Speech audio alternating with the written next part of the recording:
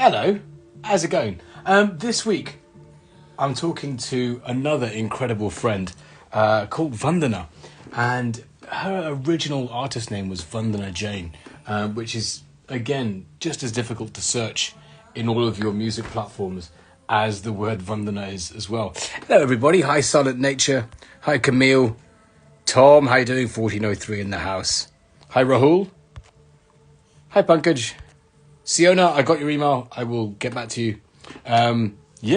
So today, in fact, Tom, if you're watching, you might really like this artist. Vandana is a friend of mine that I met in New York, and she sounds like Alison Moyet meets the synthesist stylings of, I want to say, Delia Derbyshire or Daphne Oram, but yeah, proper cutting edge production, as well as vocals. Hi, Ms. Mohammed's here, who's another esteemed badass vocalist slash musician slash producer that I want to get on one of these. Hey, Rita's here from New York. Hello.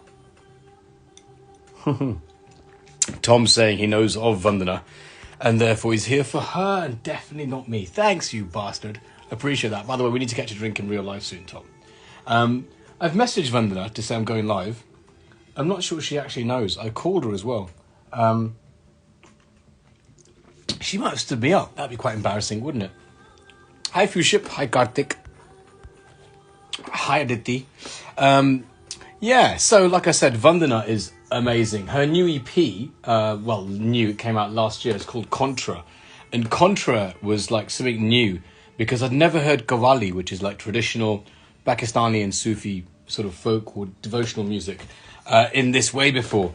Generally, there's famous Qawwali singers like Nusrat Fateh Ali Khan, and from women there's obviously Abida Paveen, who's just fantastic. Abida Paveen's got like incredible presence. And I guess it's going to be really hard for a female in the world of Qawwali. But the way that Vandana delivered this EP, Contra, was just amazing. I'd never heard it in that way. Pankaj Soni saying, I'm also a small artist. Would love to show my silver toid. Huh? Silver toid? Is that a euphemism, bruv? Not sure about your silver toid. I'm not even sure about my silver toid, to be fair. Hey, Vandana's here. Excellent. I will ask her to join me. Vandana, I'm going to request your friendship. There you go.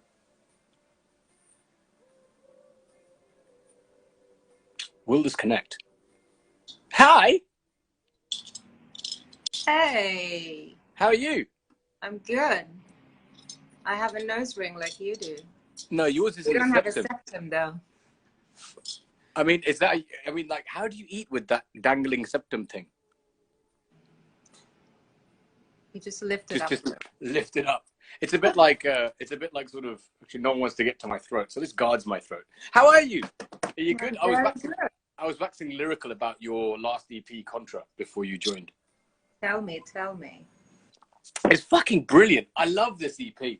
I was just sort of talking about how your vocal stylings and your presence, I mean, obviously you're very witchy, or you have a sort of ethereal, witchcrafty kind of vibe about you, obviously. But translating that to Qawwali is something I'd never heard before. I think that's just something quite unique. And in my head, like it's like a cross between Alison Moyet, Abida Praveen, and Delia Derbyshire on the synthesis. Wow. I love that. Is that accurate? Nobody's actually made that comparison before. Hmm. Which I should go listen to more of those. Right? I'll send you a link. Can you send me some stuff? Yeah, obviously. Yeah. Obviously. But before we jump to your last EP, Contra, right? I was trying to work this out. How the fuck did we actually meet? You know, I was thinking about that, and I remember we met at a London bar, like in Shoreditch somewhere. I remember that. And I think a friend of yours was there as well, if I'm not mistaken. See, I remember you in my house with a massive leather jacket in Shoreditch, my old place, and a bird had just shot on your shoulder. Yes. So I was just like, sign of good luck, maybe good luck for our friendship. There you go. So like this, you had some flying poop on you, and then and that's how we got to hang out. But I was trying, I don't know whether it was your first EP, or your first album, Anti-Venus. I think it was Anti-Venus, and didn't you play Ecstatic on BBC or something? On Six Music. Yeah. Yeah, I think so. Miss Galini in the comments is saying, who hasn't met Nerm at a London bar? I mean, that's very true. That's a very good point. That's very true. So yeah, it was Anti-Venus, but the one before, Vandana, was your first one, right? Or was there something before that? That was my first one. How do you say it? Sorry. Sorry. How do you say it? Vandana. Yeah. Okay, that's how you say it. Okay. Like a damner, but a Vandana that damns. But I don't feel so excited about that name anymore. And I actually have issues with my artist name because there are a few Vandanas on Spotify, and that's exactly what I was going to say. To try and find your shit is impossible because you type in Vandana and you've got like a billion Vandanas. A lot of aunties. Absolutely. And then you type in Vandana Jane and you get a lot of doctors. Yes. And an artist, a very cool woman who lives in New York City, and she's an artist. She's a graphic designer as well. And yeah, she shares Vandana Jane. So, I mean, that was the thing I was thinking, because you know Pavan from Foreign Beggars, like he changed his name to have a 4N at the end. Hi, Ishani, she's an amazing artist too. And I was thinking you could do a similar thing, but there's too many A's in your name. So it'd be like to change them all to 4s would be just weird, right? I can't do that. I was thinking actually to change it entirely to Anti-Venus. Ooh, let's do a quick search on Spotify and see if there are any. I've got a bad feeling that there's going to be plenty of Anti-Venuses. Hopefully Venus, not an Veni? Veni? Anti-Veni. Ooh, my God. No, that sounds like you've got many aunties. Aunties called Veni. Anti-Venus. Anti-Venus is fucking great. Oh. A-U-N-T-I-E or A-U-N-T-Y? No, actually, Anti-Venus sounds a bit weird. No. Anti-Venus. But, you know, a lot of people asked me, is this against women? And I'm like, absolutely not. It's the epitome of you know, femininity in some ways, which for me, you know, expressing my femininity and also having this general sense of empowerment that I feel from my friendships and from, you know, just finding and looking at women who are doing so many interesting things in their lives. That's what makes me feel, you know, excited about where we're going. Totally. It's more like a Lilith thing than an Eve thing, right? That's true. Yeah. It's that whole like on your own terms kind of shit rather than that projected idea of femininity, I guess. Absolutely. I mean, the moment you come into your power, you know, you work through your traumas in life, like everybody does. But the moment you come into your power, that's, you just know it. You don't have to explicitly say it or explain it to anyone. You just, it comes through your actions and your I think that's a good name change, you know, because I can't find another musician called that. I wonder what that would mean for me, you know, in terms of like constantly having to tell people that, because nobody can find me. I have so many people writing to me and saying, "Where are you on Spotify?" I can't find you on Spotify. They can't find me on Instagram either. I mean, Instagram is a little bit easier, but they can't find me on YouTube. Yeah, so, totally. I definitely think that would be a good thing to do. There's some love in the comments for the auntie thing, like digging the Anti-Venus vibes. And also there's someone called Your Big Brown Uncle saying hello, Nerm. That's a wicked name. Your Big Brown Uncle. That's quite Brown funny. Uncle. That's a great username, right? Yeah. Hey, where did you get your Nerm name from? My Nerm name? Oh, very good. My Nerm name. Birdie Nerm name. So my real name was Nirmesh, which is Nirmesh. And then growing up in Birmingham, people couldn't really pronounce the ir, so Nirmesh became Nermesh in an anglicized fashion. Nermesh. And then Nerm became the nickname. So that was it. It was just, you know, No, and so I've been called that since I was 4. And when it came to choosing an artist name, or when I was like a DJ, my first ever sort of name on a flyer was really shit. It was Hybrid. Terrible name. That was your name, Hybrid. Yeah, but then I quickly realized that there's no point coming up with an alias for a DJ name. And this was in 96, 95, maybe 94. But I realized that there's no point choosing a name. So Nerm is just what everyone calls me. And yes, Pankaj is very helpfully saying Nerm means soft in Hindi. I'm aware of that. But there's also the neem tree, which people get confused by. So the neem tree is very medicinal and beautiful. So I've been told. Yeah, but so I didn't know that Nerm means soft. Naram. It means soft. So listen, let me ask you something. Like, we met in England. You've obviously got an English accent. Kind of. I mean, yeah. It's a hybrid. Well, talking about shit DJ names. A hybrid accent is a really shit DJ name. But, like, where... like, I also know that I've met your brother in Bangalore. I've met your sister in London. We've hung out in New York and London and have missed India and Mexico, whatever. What is your story? Where did that voice come from in Williamsburg, where you are now? You know, I went to London to study design and film. And I just realized that I missed the aspect of being connected to music in the way that I was in India. Because I was there until I was 17, and then I moved to London. But so were you from Bangalore originally? Yeah. I mean, my family was originally from Rajasthan. Okay. And then I was born in Calcutta. And then my parents moved to Bangalore, and we've been there ever since. Bangalore was an amazing city, you know. Yeah. I think it's changed a lot now. It feels a bit like an airport, kind of soulless, because people are just migrating in and out and just doing their work. People are there to work, and traffic is impossible, right? That's possibly most of India there. Yeah, I mean, I think that the last time I met your brother, I'd just done a gig at the Humming Tree, and there was some after party in my hotel that I don't remember very much. But your brother's like mad hot, like it's ridiculously hot. I'm just like, yo, you're Vandana's brother. Damn. I know. Damn. He's a gorgeous, but he's also such a beautiful human being. And that's, I love that boy, and I love his wife.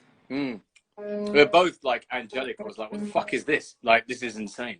But yeah, like, two angels at a horrible, horrible after party. It was quite mad. So when were you in Bangalore at the high point? When did you like decide you wanted to bounce? I really, you know, I got into St. Martin's at the age of 16. And my father just was like, you're absolutely not leaving, you know. You're going to leave us, and you're going to get married to some white boy and ruin the family name. You know, he was paranoid. Wow. So it was completely, I was going to say, like, I was going to ask if your beginnings in this artistic path were rebellious or whether you got support. It sounds like they were distinctly rebellious. I never actually got any support, and I still don't really have support from my, you know, my mom does support my endeavor, but they, you know, how Indian parents are, they don't take it seriously unless you are on every platform and you're making shitloads of money. But there are some parents, you know, like tiger parents, who, even if you were Lady Gaga, it wouldn't be enough. It wouldn't be good enough, yeah. It wouldn't be good enough. And the thing is, why, as you get older, you realize you don't have to please anyone else in this world. You know, if you follow what you truly love to do, you can't go wrong. Yeah. So you went to St. Martin's, and I guess after that you moved to New York. Well, I didn't end up going to St. Martin's because I lost that year. Oh shit. Yeah. They didn't let me leave, but then I still went to the same. I went to the same university, University of Arts London, which I got into London College of Communication. And you know, I didn't really do much music. I started like this. I went to an Indian classical music training for like 6 months, but it wasn't the thing that I wanted to do. And towards the end of my time in London, I was in a few bands and played around Shoreditch. What year was this? This was in 2003, 4, 5. Shit, Yeah. we were probably in the same fucking area at the same time, and our paths never crossed. And That's so annoying. Isn't that crazy? That's so fucked up. I mean, there's a singer and sitar player and an artist, fabulous, that's called Bishi, and our paths crossed at a couple of similar club nights around that period too. I'm gutted our paths never crossed then. That's fucked. I mean, it was meant to happen when it did happen. That's true. When I'm old and grey and calmer. Considering actually the amount of times I've met you and stumbled away wobbly, that's probably a good thing. But yeah, so when did the music start? Was it kind of like the same sort of thing as MIA when, she was studying, I think she was studying graphic art, right? And then just sort of fell into music as a secondary thing almost. Was that the same sort of thing with you? Was it graphics and then music? It was graphics, and then I applied for a job just randomly in New York after, while I was finishing my degree in London, and I got into Saatchi. They accepted me, but they gave me an internship for 6 months. So I moved as an advertising, as an ad agency job. Yeah.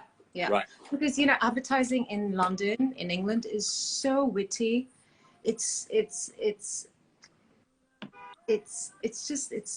fun. It's not the kind of advertising that you see in this country, which is very much based on here's a budget. It's very male based humor, which I just didn't think that there was going to be this huge difference in the way people talk about their brands. And so I took the job, and then they finally, they sponsored me, so I got to stay on here. But then I realized, I really missed music, and so I would hang out with my friends here, and one of the things that I missed was listening to Asha Bhosle and Lata Mangeshkar and R.D. Burman and S.D. Burman, but music from the 60s and 70s that my parents were playing all the time. I come from a very musical family, especially music. I mean, rooted in music. The spirit of our home was music. So I miss that so much, and I have a lot of Pakistani friends, not that many Indian friends, weirdly, here in New York. And, we would just sit around having drinks and put on all these old soundtracks and also watch the videos, which are so horrifying sometimes for me to watch because of the way that women are objectified and sexualized. And it's either you're like the Sati Savitri, very, very good woman who is subservient to her family and her husband. Sacrifices herself for the well-being of her man or whatever. Without like an unpaid job. It's just your job to do that as a woman, all the nurturing and all the love that you put into your relationships, you're just meant to do it. And on the other hand, there was the, like Helen, what's her name? Helen? The one who did like, what was Helen of Troy? No, in the old Indian cinema. Oh, the actress? Yeah, the actress. Hang on, let me pull this up. I'm not really up on Indian cinema, so hang on. Because I'm a bit of my head's completely up my own ass. Helen, let's have a look. Yeah. Helen. Uh-huh. So she was, she was the cabaret dancer who would get drunk and fall all over men and seduce them. So there was nothing in between, like nothing that you could relate to as like a normal girl growing up. So it was either the Sati Savitri or the drunk. Yeah. And actually, you know what? Your brother, Yash Vardhan. Hi, Yash. How are you doing? You're really hot. I love you. We've got to hang out sometime. He says Nargis is awesome as well. I think she had that balance between vamp and... It was like, you're right. It's either the vamp or the leading lady who was very, like, delicate and needed saving, essentially. And Siona's saying, yeah, Monica, oh, my darling. That's the one. I get it. Yeah. Monica. Oh, darling. Oh, my darling. I say it in Uncle Tone. Oh, speaking of that, actually, speaking of Uncle Tone, there's a guy called Tom, 1403, who was saying he has to collab with you. I'll connect you guys. You actually might enjoy that. But speaking of that, and your advertising world and stuff, and trying to find that balance between, you know, what's essentially cool and open-minded and, I guess, more corporate driven. Have you found that distinction in the music industry as well? Because I was just like, UK, like in the UK, like having someone that's an underdog succeed, it seems more likely than in the States. Yes. And I found that with literature as well. And I was having this discussion for the last 3 days, just, you know, as an aside. And it's just like the culture of the UK musically was like, it leads to record labels like Excel that supports artists like our girl from Tottenham, Adele, or fucking Stormzy, or all these underground subcultures that sort of, you know, buck trends or whatever. Mm-hmm. Have you felt that too? I actually think it's the opposite here. Yeah. The relationship that people, I think, in America have to success and money is quite the opposite to what it is in Europe. In Europe, people prefer that you pursue your art and be authentic about it. And that's something that I really loved about doing that. And here, you know, people want you to do well. They want you to succeed. They just want you to kill it. Like even the term "kill it." What does that mean? You kill it by going through your journey. It's not an instantaneous thing. So I have not found here that, you know, even blogs and magazines are very supportive of people who are putting out good work and they're doing interesting things. But if you have 50,000 or even 10,000, 15,000 followers on Instagram, they get excited. I've gotten like, you know, Refinery 29. I shouldn't be mentioning names, but well, if you had another 10,000 followers, we'd be very interested in working with you. Why? You love my work.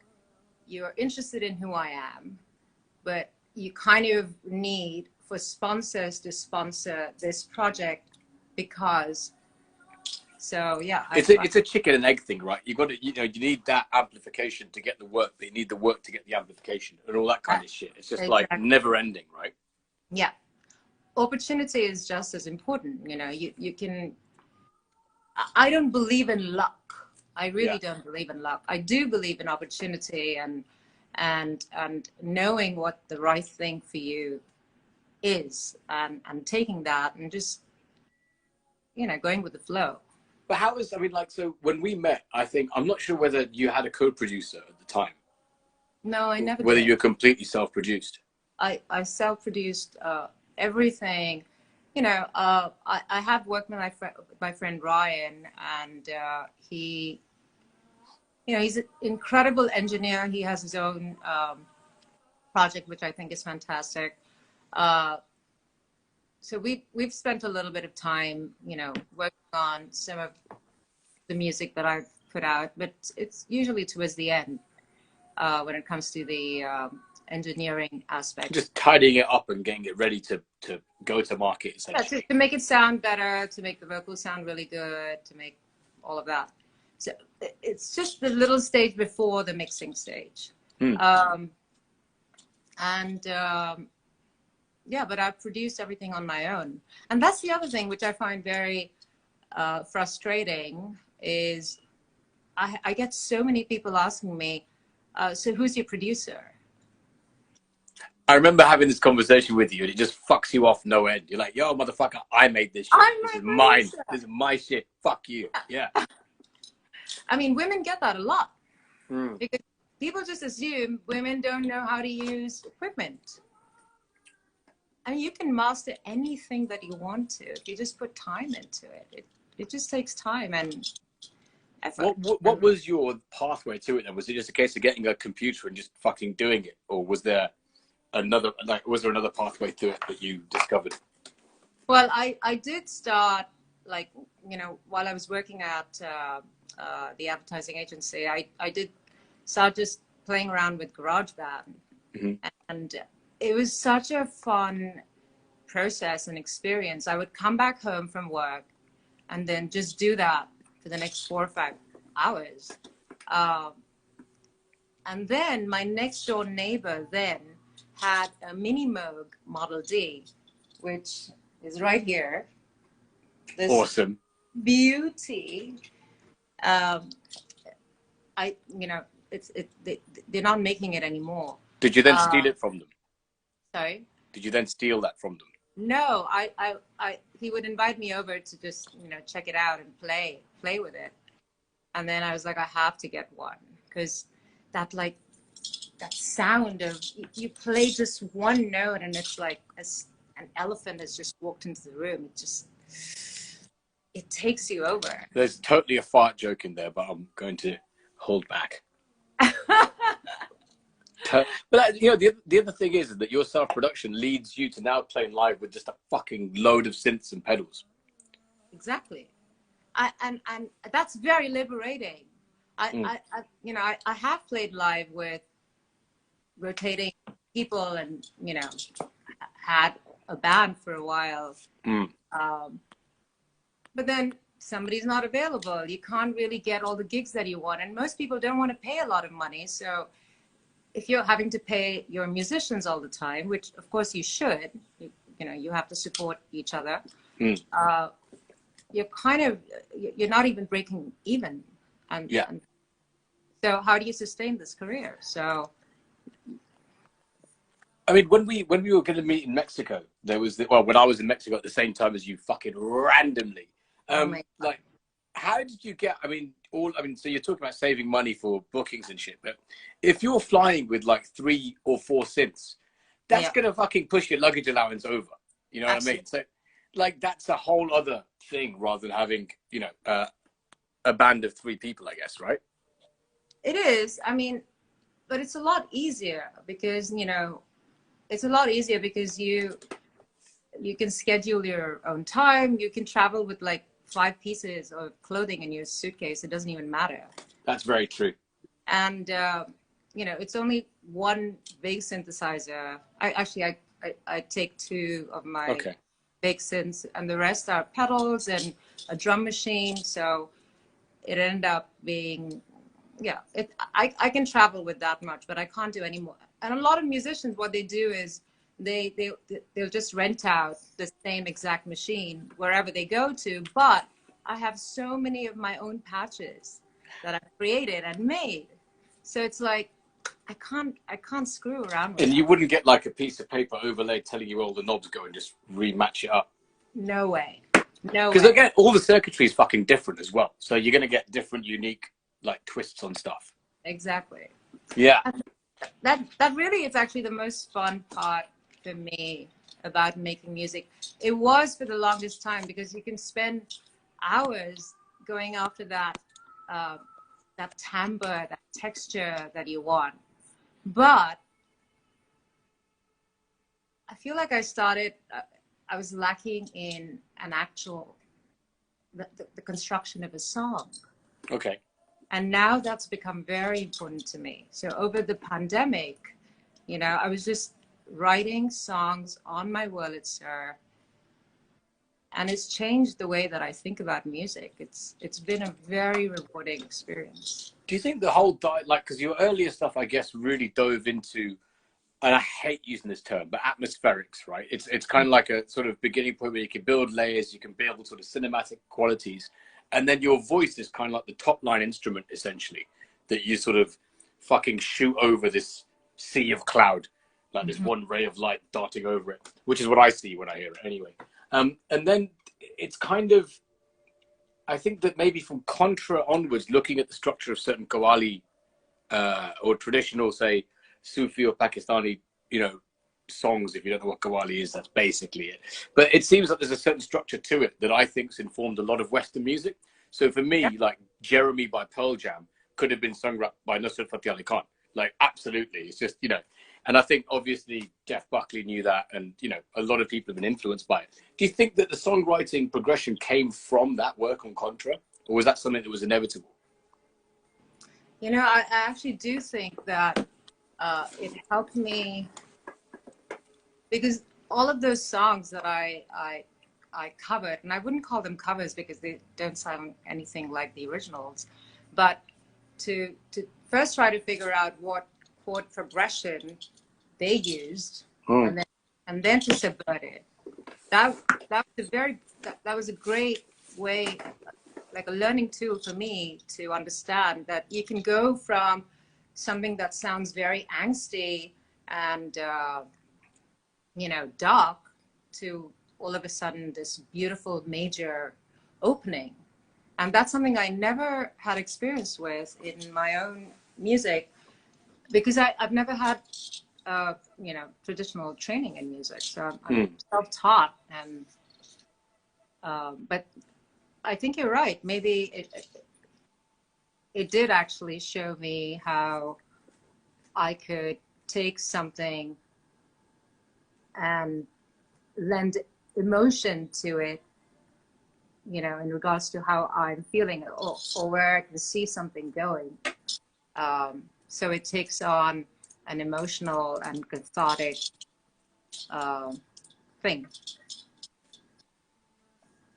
Yeah, I can see that. Also, I mean, sorry, I just saw a comment from Siona saying Rahat Ali Fatih Ali Khan is Nusrat's nephew. Yeah, you're absolutely right. Easy, Chloe Bailey Legal. Hello, hi Bailey, who's here, and hello, Miss Link. But the other thing I was going to say was that you can talk about it. When you were shooting the videos, or one of the videos for Contra, you went to Wadi Rum. Yep. And some shit went down. Wow. Terms of, and I just want to say, in terms of talking about comparing Eve to Lilith and Venus to anti-Venus, this is a fucking boss story. Yeah, it's still shocking to me that it happened. I was, arrested for witchcraft and devil worshipping. I mean, I'm thinking to myself, and this is in Wadi Rum in Jordan, right? In Petra. In Petra, okay. In cool. Petra. Right. So I was on this ruin, and it was like just getting slightly dark. So I just want to say, Petra is that place in Indiana Jones and the Last Crusade, where you walk through, where there's this shot going through this corridor, and you see this building carved into this mountainside. It's a very, very, very famous place, and it's also in Transformers 3, I think, for idiots like me. But yes, please continue your story. And you've been to Petra, right? You told me about that insane thing, which I did not even. The high point of sacrifice. Yeah. That's an amazing story. But so please finish your story, and I'll interject with mine. So go on. So it was literally like the second day, and of course we did not. I went with 2 friends, friends who wanted to shoot and happy to come along on this journey and make something beautiful happen. And were they male, female? Both females. So it was a coven descending on an ancient city. Absolutely. I mean, they were older. The cinematographer is I think like 53 or 54, and Regina, who is her very good friend, an amazing makeup artist, and she actually ended up doing she ended up doing no makeup on me, and I was like, I want some makeup, dude. Why aren't you putting anything on me? Anyway, so Regina is, the one in the black outfit, in the veil. So she decided, she's like, okay, I'll just put on some bangles and I'll, burqa out my face, and I'll just be your muse, your shadow that you're gonna play with. And so I think on the second day we didn't have a permit to shoot because we were just gonna wing the whole thing. And come dusk, I'm on this ruin, and there was this one little light, casting a massive shadow of me against the ruin, and somebody from way across called the authorities and said, there's some really fucked up shit going down. You need to go check this out. people are devil worshipping, or there's some really dark shit going down.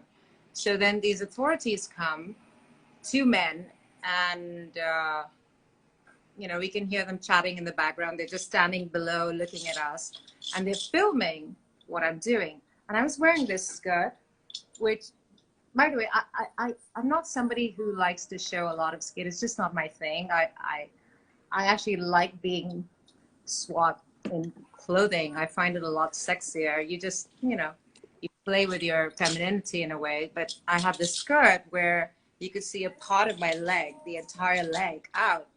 And I started to feel very conscious of these people looking at me. So then they stopped us, and they were like, "Hey, do you have a permit?" "We don't." "No worries, don't, just come to the station with us for a little bit. We just need to have a chat." And we went there, and it turned out to be like a 7-hour ordeal. It was so scary because it started out with 2 policemen at the station, and then as the night went on, by 2 a.m., there were 10 or 12 other people, all men, there just passing this cell phone video around and looking at me. And I'm just, horrified and mortified, because I'm like, what are they looking at? Like, did I do something indecent? You start judging yourself, and you haven't really done anything. You're just...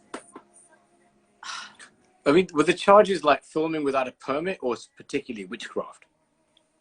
That was not filming without a permit. That was not, like, they didn't even talk about it. It was witchcraft, and why are you wearing all black? What are you doing here? What are you trying to shoot? And we're like, it's just for fun, because you don't want to tell them it's for a video. We called the U.S. Embassy, and they were like, look, they're just fucking with you. Let it be. Yeah. Play along. They'll let you go. Nothing serious is going to happen. And at one point, they asked me for my passport. They were like, we're gonna need your passport, and we're gonna keep it here until tomorrow morning. You can come back and get it. And I was like, there's no way in hell I'm giving my passport. Yeah. So yeah, that whole thing was crazy. And then there was this man. I wanted to use the loo because, 7 hours. And I'm like, hey, can I please? I need to use your toilet. This man with this police guy, like a military guy, comes with a handgun, a massive, rifle, and he's like, I'll take you to the loo. There's no door, and he's just standing there. He turned away, and he's like, you can pee. And I'm like, I'll hold it, man. I'm not. Yeah, I'm not. That. Oh my God. Dude, if there was a door and a urinal, I couldn't fucking do it, let alone squat and fucking do my business. Do you know what I mean? Thank like, fuck you. that. Jesus. Thank you. No, you fucking do know way. that women squat. No. Actually, no, I have friends that stand because they use sheepies. But yeah, that's fucked up. I'm sorry you went through that. That sounds traumatic as fuck. It was traumatic because I didn't know if, we would be able to get out of there safely. But it was nothing. They had nothing else to do. They found it interesting that, 3 women are doing this together. Let's harass them. That's all they wanted to do. They wanted to fill their time. And I mean, the video is obviously for titillation. It's just like, oh, there's some leg. Quickly pass that shit around. There's a bit of leg. We don't get to see that often, Yeah, that's shit. But I mean, the video footage looks fucking dope. Thank you. Thank you. Yeah. And the thing is that the interesting point of that is that I don't know the laws of Jordan and what currently classifies as witchcraft. But I mean, and this is going to sound really insensitive, and I hope you can forgive me, but that's a pretty fucking cool thing to be arrested for. It's like, yo, I was arrested for being a witch.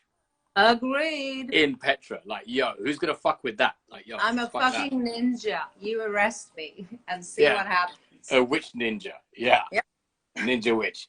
But yeah, so the thing I was talking about in Petra that I went to was the high point of sacrifice, which is where pre-Abrahamic Semitic religions were prevalent in the area because it was a center of trade and all that kind of thing. And I'm not really a fan of organized religion, but I'm fascinated as to the evolution of it. I'm not really into mythologies and yeah, and exactly, and how things became other things, and theologically, like how the God of Abraham and the God of all Abrahamic religions is meant to be a jealous God, and other sort of entities like Baal, for example, the golden calf, and so on and so forth, and just meant trying to say a jealous God.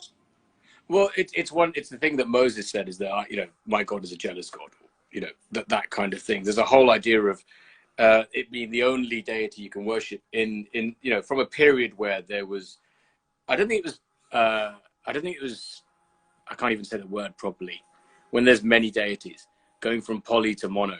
But the idea was that there were many, many, many other deities, before it became the one true Abrahamic God as it's, put out there. But the point was, before that, there was a lot of human sacrifice in Petra from that high point of, I can't say that word. I know it's polytheistic, but I don't want to mispronounce it. So not monotheistic, but polytheistic. Polytheistic. Is it? Says warp spaces. Thank you for that. But I just can't say it properly. But yeah, the idea that there being other pre-Abrahamic Semitic religions fascinates me. And Petra was an epicenter for them. And the idea of the people of Abraham having a covenant with God because of the prevention of human sacrifice of Isaac is fascinating to me, because I'm just like, okay, that's a whole other pathway. So all of that stuff really interests me. So maybe the idea of worshipping another could be the Jordanian law. I don't know, I'm going to look that up. That's quite interesting. Jordanian witchcraft laws. That's quite cool. You mean anti-witchcraft laws? Yeah. Yeah. Anti-witchcraft, yeah. But I think it's interesting that even in the West, right, they were burning witches at the stake and, putting all of that business out there. And, there is the whole argument that the canonization of most organized religions tend to, like, essentially eradicate all female influence beyond the subservient. Absolutely. Which is nuts. I mean, all religions at the very beginning of civilization started with devotion to the women, the goddesses. There were no gods, right? Yeah, I have no idea. I think we were talking to Shiloh about this, about how there are varying, last week on this chat, where Shiloh, who's an artist from Bangalore, who I'm sure you know, right? Yeah, I met her in Bombay, actually, the last time I was there. Oh, She's cool. amazing. Yeah. Oh, so you met her, not me. Basket. Anyway, we were talking about there. Basket. When I am there, you're not there. Anyway, but yeah, the idea that different interpretations can be, I guess, reinforced by tradition and age in different ways. There's just more sort of weight behind those interpretations over others, And how often, I mean, I guess that informs all of your work musically. What does? That whole idea, that push for your own expression of femininity. Absolutely. Absolutely. Just in India, it's so ingrained in you that you are, as a woman, to be of service. And I've seen my grandmother, even my mother, and so many beautiful female entities in my life who lie when they say that they're happy, and they crush their budding excitement for life, because and I think they do it genuinely. They're not necessarily thinking about it all the time, but that's what they've been taught. And I'm mostly talking about the older generation. I think young generations are really exploring and going beyond that to empower women, if anything. But for me, to break that Pavlovian link was extremely important, to be able to find my own voice. This you know, we all have something special and unique, and to be able to find that, I feel like sometimes you have to just break away from the things that keep you connected to the past instead of moving on to the future. Yeah. And even leaving India was such a big thing for me, because it allowed me to blossom in ways that I don't think I would have been able to had I been there. And that's because of my, you know, personal background, like typical Marwari family. My parents are very different now, you know, but when I was growing up, I was the first girl that in the entire family, they were like, okay, fine, I guess we have to let her go. She's banging her head against the wall and she's gonna kill her brain cells. Let her move on. And not in the fun way. Yes. No. Yeah. Shit. Well, I mean, that's interesting. I think that kind of reinforcement of the old norms kind of bubble up when you least expect it, at least for me. I'm just like, even with sort of family members, we're like, that you imagine them to be progressive, or people close to me even. And then suddenly, out of nowhere, will come a real, like old school right-wing misogynist, like, viewpoint. You're like, where the fuck did that come from? Like, what the fuck? And then you start exploring their trauma, and it goes back even further and further and further. And, you know, just like Warp Spaces says in the comments, it's like that whole what will people think is the mentality. And honestly, fuck those people. You know what I mean? Like, who the fuck are those people, really, you know? I mean, if everyone spent their time and their lives and their journey thinking about what everyone else is going to think about, who they are, what they do, nobody would be able to, you know, really crush it and do something that can truly have an effect, a positive change. I think you'd be afraid of taking the first step. Yeah. Yeah. Let alone fucking going the entire way. Now, having said that, I think with my parents, it was interesting about the bravery it was kind of, it's a bit like being an artist where you've got like huge self-confidence and then crushing, debilitating self-doubt. And I think with them in particular, my mom's a fucking gangster. So her and my dad to do what they did and do that with, you know, in poverty and raise a family and educate them and all that kind of shit is so gangster. And then there are like strains that are so ingrained that go back maybe 3 or 4 generations about what will the community think. It's fascinating. I think I was just very lucky that by the time I was growing up and my siblings being so much older than me, that I got away with fucking murder, quite frankly. I was just like, they just didn't give a shit in the end. Hence these. When did you get those? This was a bet with my mom when I was 16. A bet with your mum? I used to, basically, I was such a little shit, as you can imagine. But I think it was quite sweet. I can't imagine, actually. You were worse than you are right now. I was, I mean, you know, we're from a very humble background, and bless my mom, because she'd had to deal with my siblings growing up. My nearest sibling is 15 years older than me, right? And so I was like, I have a mistake. Simple as that. It was just like, you know, let's have some touchy fun times, and ta-da, then there's me. Fuck, I feel so sorry for them. But anyway, you know, they had such a tough time. Not a tough time, but, you know, they had a time raising my brothers and sister from, you know, a very humble background, that by the time I came along, I think they were just exhausted. So essentially, like, my first gig, just to sort of backtrack before I answer the question about this, was I said to my mom when I was like 15, I was like, listen, either I go to a club and come home at 2, or I go to this concert and I come home at 10. You decide. 10 p.m. So the choice was 2 a.m., 10 p.m. I was like, Mom, it's up to you. And it was at that point when she was so exhausted, she was like, okay, fine, ja, fuck off. So that was kind of nice. And then the nose stud thing was, I was getting my results for my GCSEs, which is like the first big exams in the UK. And obviously all my teachers would, you know, had predicted I'd fail and all the rest of it. And I think I just couldn't be bothered with towing the line of what people expected. And that's a big problem of mine. But I placed a bet with my mom. I was like, look, I'm going to pierce my nose. I think it was this side. and then go to school and get my results. And if they're shit, I'll take it out. And if I come home with it in, there you go. I've done a great job. So there you go. That was it. Yeah. Love it. Yeah. Hey, so go on. I was wondering, was it, you've lived in England, you weren't born in England. I was born in Birmingham. In Birmingham. Yeah, the two armpits of the city. I was raised in Small Heath and then brought up in Aston near the Villa football ground. So it was kind of a hairy existence. And when did you move to London?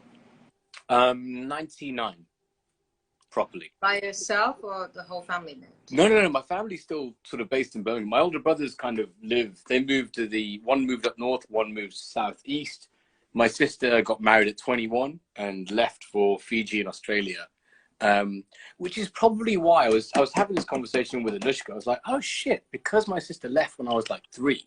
Mm-hmm. That's probably why I kind of searched for surrogate sisters so much and get on with like loads of women, because I'm like, huh, shit, that's kind of the reason. Hi, Mita. There you go. Oh, that's beautiful. Yeah. So that's probably what it is, I think. And that and Prince, obviously. But yeah, Mita saying we moved in 97. No, I think I moved properly in 99. But there were a couple of attempts around 97. She's right. It's an old friend of mine. In fact, my first ever girlfriend. Hi, Mita. Hey, everyone. And then Warped Spaces is saying that she got kicked out of school in Ahmedabad 5 times. Yeah, I hear that. So when did you actually start going to India? So were you always connected to what? The motherland? No, man. I think when I went to India for the first time, I was 3, and it was a full-on like with my parents. And I had an accident on a train where this scar happened, where I was on the top bunk of a train. The train stopped and I went flying off and crashed my skull open. And then that had to sort of get repaired, which was quite nice. But you feel it, there's like a lump here. So I think my horns were then. It explains my devilish kind of approach to things. My horns, my skull was cracked then so the horns could emerge. But it was always very much for like yatras or seeing family and shit, you know. And then I went again when I was 14 and saw my sister and her children from Australia, which is great. I've got a great relationship with my nieces and nephews. Beg your pardon. Probably because I'm more like a messed up older sibling than an uncle. So, you know, they appreciate that. And then the first time I went on to, and then there's another time in 1999, which was kind of my last sort of familial experience in India. And after that, I think it was a hard cutoff for me in several ways, where I was like, I'm just going to build my own family and my own crew and my own path in London. And then I was lucky enough to be invited to India on tour in 2001, I think, after doing New York for the first time as well.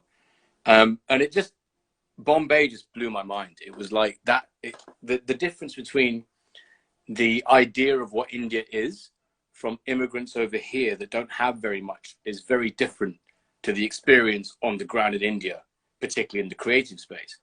Yeah. So I was just like, oh, fuck, this is amazing. And I'm Gujarati, I never, you know, and when I went to Gujarat, I didn't feel that thing. When I got to Bombay, I was like, oh shit, this is home. You know what I mean? I feel like I've got something here. The difference between Gujarat and Bombay are just east and west. It's massive.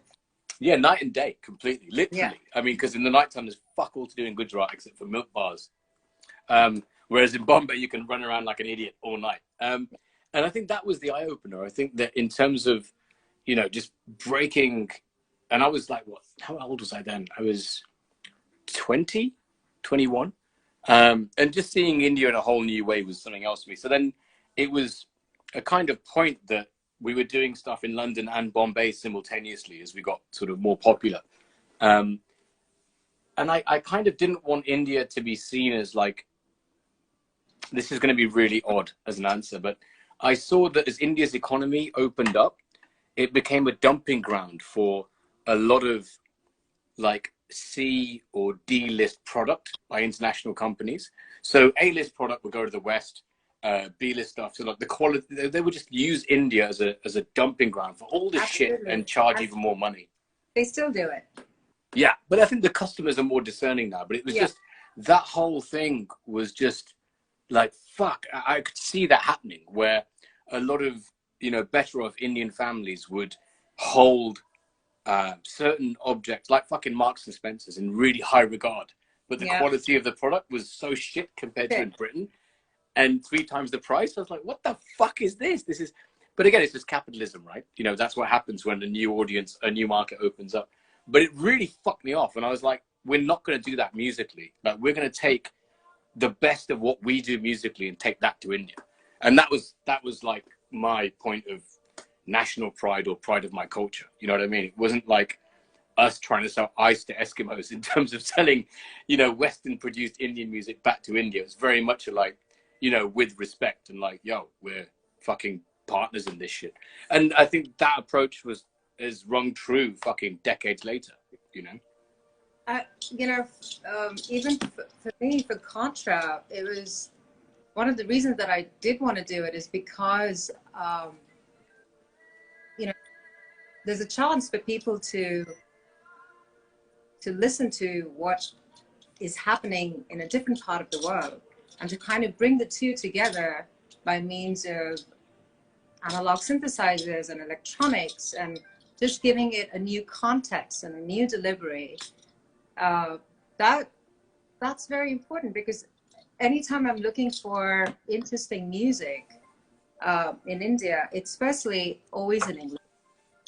You know, unless it's Bollywood, where it's in Hindi, but then it's the connotation is totally different.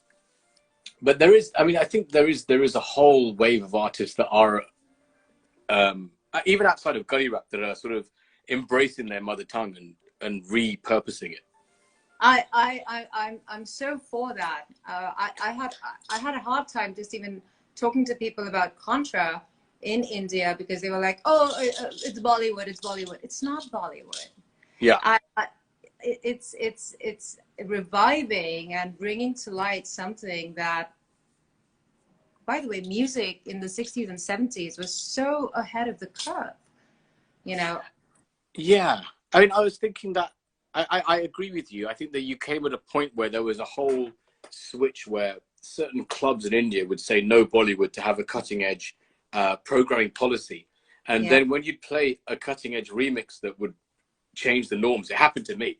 I got pulled off the decks for playing like a fucking badass remix that we'd just done.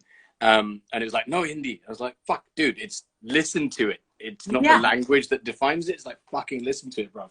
And I totally hear you. It's like overcorrecting for one thing, but not understanding why.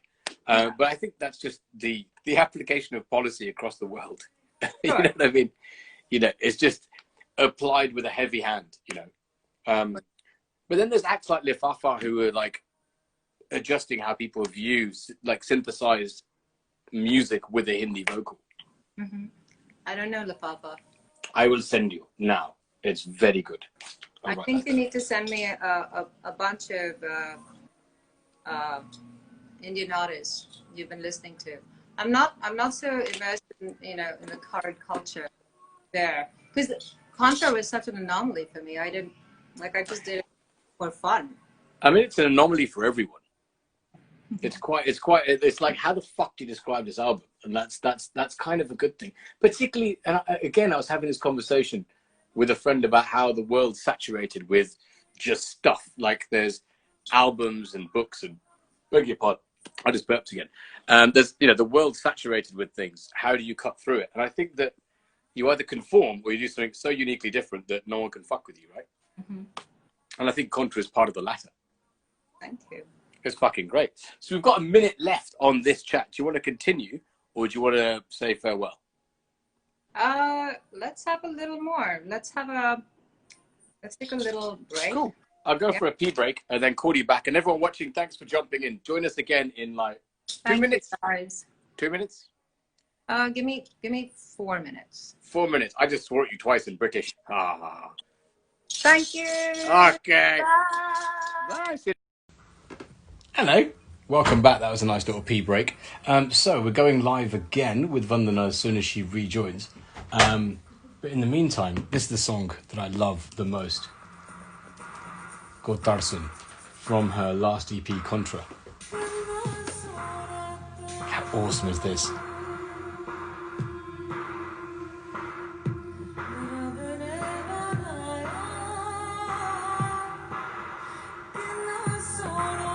Hi. Hi, Mogara. Hi, Jog. Shaji Bosun, are you a doctor? Is that what there's an MD in front of your name? Anyway, hello. Thank you for joining. We are waiting for Vandana, who is my cohort this week. Hey, Sangu's here. Hello, Sangu. My cohort this week on this Insta Live. First one, let me turn this down a bit. The first half was wonderful. It's amazing how quickly an hour passes on these things. I thought we were like 20 minutes in, but it's been an hour. So let's see if the quality of this conversation can be maintained. It's often the second half that things get a bit funny. Yeah. Shaji is saying it's from Bangladesh. Well, welcome. Welcome.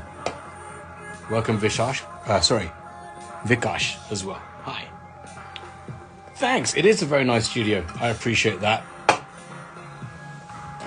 That's Jog Joshi. Hello. So yes, my friend Vandana, who we were talking to for the last hour, we covered a lot of stuff. Like, she's an incredible musician, singer, performer. It's difficult to Google her. So what I would do is, in fact, I'm going to type in her name in the comments on Instagram. It's Vandana is her profile. There you go. Go follow her. She's amazing. So we took a little pee break after an hour's conversation. Hi, Rishi. Hi, Esther. Hello. And if in the meantime we're waiting for it, if anyone's got any questions or anything, give me a shout. That's Kezadi. Kezadi's saying that you like the Gali pictures and art. That is actually the first work done for my record label, Shiva Sound System. Back in 2003 by a chap called Ganal Anand from a company called Culture Shop India now. And he did that as a projection on a massive warehouse party we did in Halloween called Temple of Doom, which was awesome. So it was a big warehouse in East London with about 800 people raving. And he did that and we projected that onto the wall. So it's like Gali stomping on a clubber, which is pretty cool. But yeah, look him up. It's Cabein, Cabein, I think. And Vandana's here. Woohoo! Here we go.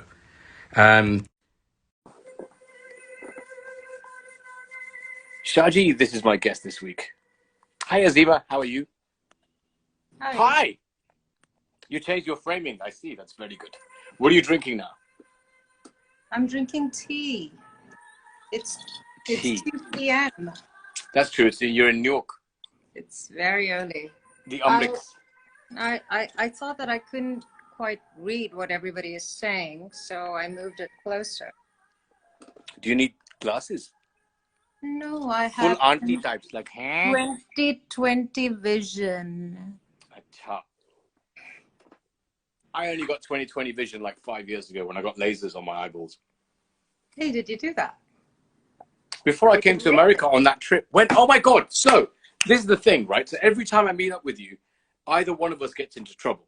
So the last time you were in London, you had a family thing. Oh my God. That was bad. That was bad. I was barely able to get back to the tube. Yeah. And that was at 6 p.m. as well. So there was that. But then there was a time in Williamsburg where we met at this club and I left the only card I was using for my whole US trip behind the bar or something. I had to just go through all sorts of loopholes the next day. Did you get it back? Eventually. Uh-huh. Thanks to a bunch of tequila in the interim. Like you said, it's not the destination, it's the journey that makes things better, right? So Yeah. it was like getting my ass back to that club in the daytime and then getting the card back with, a bunch of tequila in the interim. It was a lot of fun. But yeah, we generally tend to get into trouble whenever we meet. So that's kind of good. I feel like you get into trouble with everybody, all your sisters and your friends. I just get into trouble myself, full stop, I think. I think it's to be expected. But yeah, we were talking about sort of Indian languages or other languages apart from English in music. Yeah.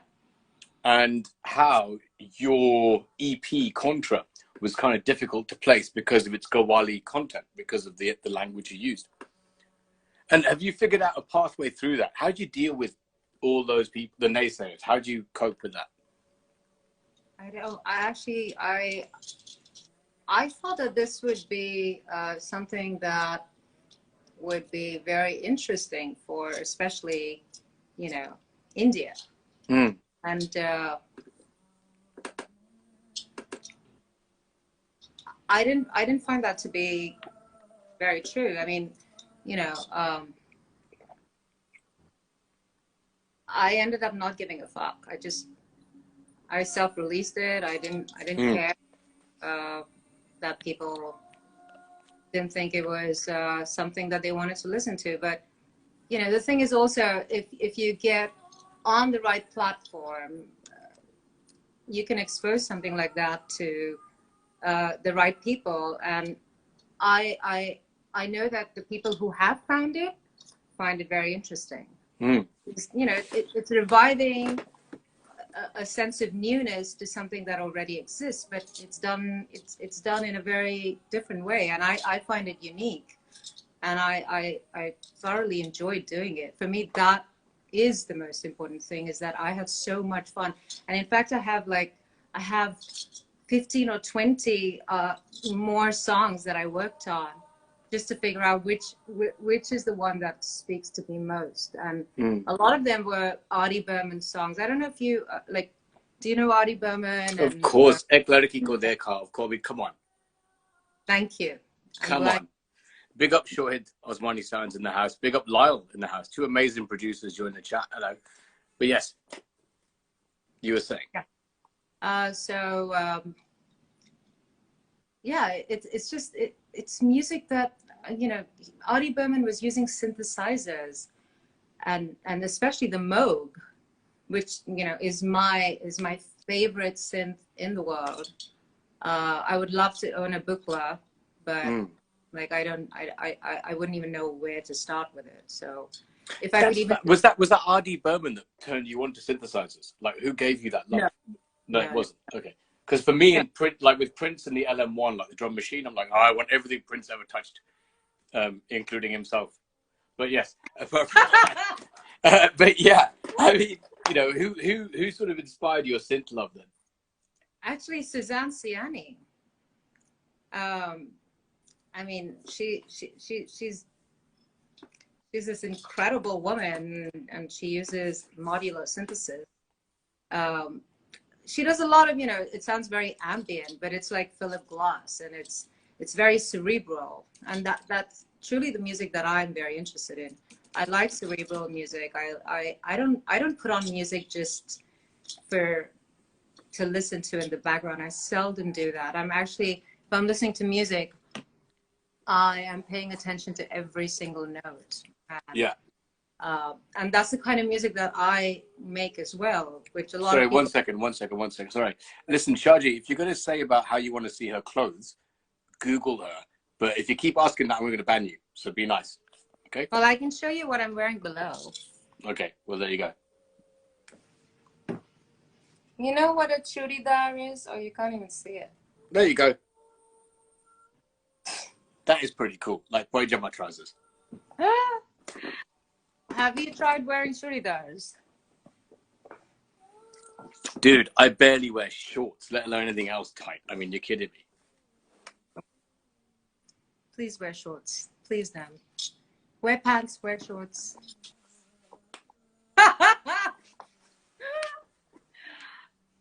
So anyway, back to the actual proper chats about synthesis rather than my thighs, which aren't really a good topic of conversation. Yeah, so please continue. Please. Yeah, so I mean, right now, I have been listening to a lot of Philip Glass actually. And there's one song called Mad Rush. Oh my God. It doesn't have synthesizers. It's actually just got a guitar and a piano. But the piano does this very weird rhythm. And it changes between doing a 4/4 to like a 7/8. It just fucking blows my mind. I've been trying to, you know, play that and just learn it for the sake of learning it and pulling apart the magnificence of that particular thing. Yeah, I don't know. Synthesis for me, I'm trying to not pay too much attention to it only because I get so lost in just finding that one sound, that one little texture. I just wanted to have a little more acid in it. And I wanted to have a pink edge or an acidic edge. How do I get that? But you can spend hours doing that. And then it just removes you from the immediacy of the emotion that you're trying to get across. So I've been more focused right now on actually writing. I was going to say that the battle between sound design and songwriting is a fucking perennial battle. Absolutely. And you can, and I think that you're never going to find perfection in sound design because it's a rabbit hole that's never ending, I guess. Yeah. Or it's a lifelong journey, to put it in a better way. And I think it's something that you can go to after you have found the heart of the song, you know. Then you can play around with it because it can take what you already have and enhance it. But I think the other way around, which is what I was doing for a very long time, is, you know, I would start with just a fat, sexy bass line, but the song kind of just felt flat. It didn't have that raw, vulnerable emotion. So now I'm just doing the opposite, and I think that it's a lot more heartful, which is the kind of music that I want to listen to now, especially, you know, with COVID happening. We're going to have a lot more intimate situations where people are, you know, you're not in a massive club. I'm talking about just maybe for the next year or even 2 years until we have a vaccine on the market. Nightlife is not going to be the same. They're going to be smaller, intimate people gatherings where I'm a small, intimate person. Sorry, please continue. That was an uncle joke. Are you an intimate person? No, I'm a small, distant person. It was an uncle joke. Please continue. Oh, Nerm. I know. You. But dude, that's entirely the point, right? So the whole point of, say, dealing with lockdown, as I say, for me, has been these chats with a talented mate somewhere in the world and me drinking bourbon. That's been my sort of central point every Wednesday at 6 p.m. And you, at the start, did a whole live improvisation thing on Instagram. Now, was any of that pre-planned? Was that just you, a bunch of synths and a microphone? No, actually, this was me writing a song from scratch every day, every week. So I would, you know, actually, I've been collecting lyrics, collecting as in I've been writing lyrics for a while, and I have a lot of lyrics that I just keep writing and writing, and but there's no music put to it. So then I decided that over the lockdown, I'm just gonna take, you know, one song that I like, one poem or lyric that I like, and I'm going to try and make it into a song. And it's actually, it was a lot of work because you have to come up with a cohesive idea that gets that message across within the week and then practice it well enough to play it live. So I was doing it on Fridays, and I would typically start working on the song on Monday. It was actually a great challenge to be able to do that. But then after 2 weeks, after like 10 episodes, I was just like, 2 months, I felt like I That's a fucking lot. You wrote like fucking 10 songs. That's quite a lot. Yeah, I wrote 10 songs, which now I have 10 songs, and I really am not going to produce this record on my own. I'm definitely going to team up and do this with another writer producer, because I think I'm craving a collaboration at this point. So when, I mean, in terms of your, and this is going to sound so fucking nerdy, and I'm really sorry for everyone watching that doesn't give a fuck, but I kind of want to know, is that in terms of your writing, right, before, like, okay, so I'll explain my thought process, is that it reminds me of, say, my friend Monica Dogra, who's now a big fucking star or whatever. When she started off, she was a poet. So her music didn't have song structure, essentially. It was based on stanzas of a poem. So it wasn't like, you know, chorus, verse, chorus, verse, right, chorus, chorus. It was very, or breakdown, whatever the fuck. It was like it was a whole other fluid kind of thing. And I'm wondering what your basis was, because it seems to me there was a certain fluidity to it before the structure that's now coming in. There's a certain fluidity. To what? To your earlier writing, before the sort of, before Contra, essentially. And was that dictated by chord progression? What was it? What was that? What led to that fluidity for you? No, I actually never thought of music as chorus, you know, verse. I think I'm misunderstanding your question. What exactly is your question? So in terms of, I'm asking what has been, so you said earlier in this first half, you have an evolution in your songwriting, and we sort of put that, we attributed some of it to your work on Contra, where there's Qawwali songs that has introduced more structure and building blocks to a song. So I guess I'm asking, before that, there was a certain fluidity.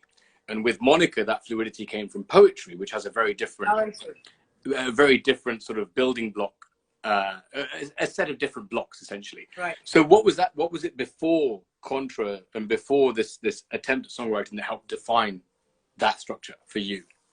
For me, it was literally me coming up with a bass line that I like, or me coming up with, you know, a chord progression that I like, and then kind of taking it into a piece of crescendo, and then getting out of there and bringing it back down. There was never a structure to it. There wasn't that kind of analysis, essentially. No. Right. And also the you know, I wasn't writing the lyrics that I'm writing now, because I'm writing poetry now, meaning, you know, before it was just very, I don't want to call it juvenile, but it was very abstract and esoteric. So just, you know, there's a song called Nothing of Consequence on the last album. Sorry, the first album that I did. Anti-Venus. Anti-Venus. I have it in front of me, yes. And it's like a 10-minute song. The last like 5 minutes sound, you know, it's like Blade Runner Evangelist, but it's just improv on synthesizers. But before that, it's so nebulous, the you know, the content of the lyrics. And now it's not so much that. I focus a lot more on having like a screenplay almost in my head, where there's a heroine, you know. Heroine or heroine? No, I think heroine. Heroine sounds like heroin. Okay, yeah, God, they're the same word in English. Yeah. English. Yeah. Heroine and the heroine. Oh yeah, fuck. So there's a heroine. Or a hero that happens to be female. Well, yeah. Who is playing, you know, you have all these archetypes in your head, and how do you break that, and how do you make this character live a little bit outside of that archetype? So they all have been embodying different lives, and so I think of that, and then I put this person into my character, into my being, and then write a song based on what conversations I have with my female friends or with anyone. But I think very much focused on my experience as a woman. That's fascinating, because taking on two dudes that I'm a massive fan of, Prince and Bowie, a lot of that was like sort of character focus. So Bowie famously wanted to write musicals and wrote characters and songs and situations for those characters. And then in his younger life became those characters. And a similar thing with Prince, like he was all over the fucking place about sort of writing and projecting a different idea of yourself into a character and then filling it. Is that, I mean, have you ever thought about doing that with different artist names, or is it all just, is that too much? With different artist names? You mean like, how do you mean? Well, I was just, we were talking about how difficult it is to find you, like on Spotify or on Apple Music or on YouTube because of Vandana. But could you not create different vessels and fill them in different ideals, perhaps? Or is that just a bit, is it more direct for you? No, I would actually like to do it under the same, you know, I don't think, I don't see how that would be, how that would serve me. But I think changing my artist name Might be a thing. me. But I've been building this, you know, but especially in the last like four or 5 years, very seriously. So I don't know how. I guess this is the time to change. Like, how much longer should I be waiting? Yeah, but I think there's also, well, I don't know. I think that, as you correctly pointed out, that the whole music industry is changing, and doing gigs and the whole sort of revenue path is completely different now. And it's kind of, you know, that's the other thing, is that there's an idea of music for being, like, music is essentially just disposable. There's just so much content out there. There's many books, there's many albums, there's so many songs. How do you differentiate yourself? You know? And in fact, there's a wicked passage that I read in this book today. So Richard Russell founded Excel Records, right? And he wrote this thing about a front person in a band, which was fascinating to me. And it says, the more different and bizarre your onstage appearance and performance, the more outlandish and unlikely, the more you're risking, the more spectacular the results are likely to be. Or the more ignominious the failure. Wow. And that's kind of it, really, I guess. I believe in the first half, because yes, failure because you haven't thought it out well, you know. But, or you just never know how shit's going to be taken, right? Sure. But you seem particularly resilient to, not that you failed, that sounds awful. You sound like you seem resilient to challenges. Absolutely. I really, I believe that we as as a human race, we're here to evolve. We're here to take every single day, every situation, whatever I get, even from this interview, this, you know, if it went fucking horribly, which it wouldn't, because it's us talking. I love this. I'm having so much fun. But if it did, you know what I'm saying? You know, sometimes I've had, you know, shows where I really like fucked up. I did something so bad, but then the moment you start wallowing in that, you stay stuck. And then your next few moments are fucked. So then it just progressively gets worse. But if you can just recover within seconds and embrace that as a very beautiful human vulnerability, which is exactly what it is. You're not a machine, you know. That's actually when you the audience is able to relate to you. You're able to relate to the audience, and people, you know, find the whole experience to be a lot more simplified. And I think you're correct. I think there's also an element of the other. So when you just let go and get out the way and something else connects, and the audience can feel that shit, that's like when all of that hard work kind of gets out the way of yourself in a way, or you get out of your own way, basically. Exactly. Yes. Agreed. Yeah. And then you've got to be resilient, because nothing else really, in fact, you don't even need to be resilient because nothing else matters. You're like, fuck it, it's done. I mean, I think this is a career where you do have to be resilient when you think about the big picture, because there's a lot of noise. A lot of people are doing really good shit, and most of them we're not even hearing. You know, or you can do really bad shit and get it marketed well, which is exactly. And people are slugging away right now instead of concentrating on their art and trying to make a difference. Like for me, music is not just about just putting myself out there. What can I do to make a difference? You know, if you're just doing it for yourself, for your own ego, your narcissism, I feel like it might get somewhere for the immediate moment, but it's not a long-lasting thing. And a lot of people are just slugging away at, you know, getting their songs on a Spotify playlist, because that's where people are able to discover you today, or on Instagram. Like, is this really how I want to spend my time? I don't. But it's also the devil, you know. It's something you do have to pay attention to. Well, I think you and I have had conversations offline about this for ages, about what's important and where to put your finite energy and stuff. And for me, I'm still like, it still doesn't make mathematical guju sense to me in terms of basing an entire career looking at plays, because the revenue is not the same. And in all honesty, like the whole live thing's obviously gone because of COVID.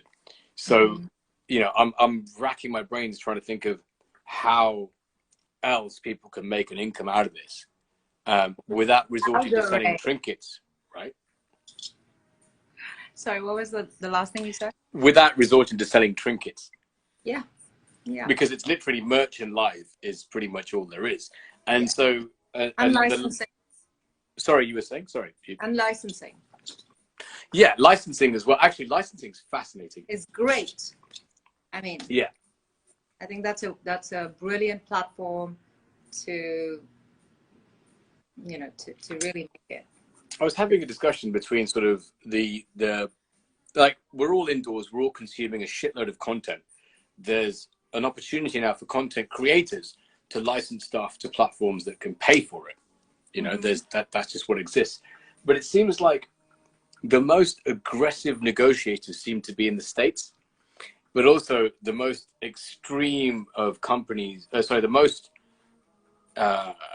the biggest number of companies that will fuck you over in a heartbeat seem to also be in the States. Wow. Yeah. Why because do you say that? Because it's the biggest market, and any company's job is to look after themselves. So invariably, like in any negotiation, any company is going to want the best deal for them. That's just what they do. They're not a charity. They're not going to do things for you. And it just strikes me that in Britain, there's a certain, like, we don't really talk about money over here. There's a certain sort of underselling that we all do. We're all a bit too fucking humble for our own good. Whereas in America, there may be a case of overselling constantly. Yeah. So which I find really, I'm so not attracted to it. I feel like LA is almost better than being in New York, you know, in those terms, because I think people in LA, there's a much bigger music community, and a lot of people collaborating with each other. New York has started to feel very dead, especially in the last 4 or 5 years.